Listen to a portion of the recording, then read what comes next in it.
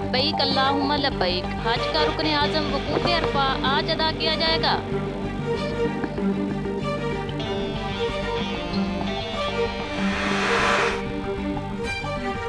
बाबा कौम क़ायद आज़म मोहम्मद अली जिन्ना का 68वां यौम वफ़ात आज मनाया जा रहा है।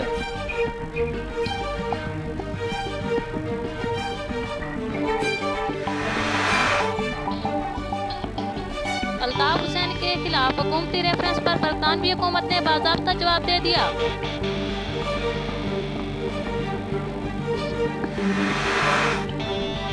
पंजाब में दहशतगर्दी के खतरे के पेश नज़र कॉम्बिंग ऑपरेशन जारी रखने की हिदायत।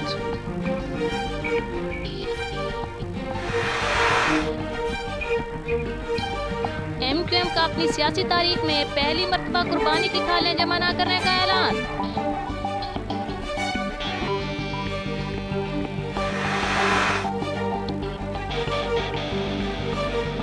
तैरुल कादरी का रायवेंड मार्च न करने का ऐलान।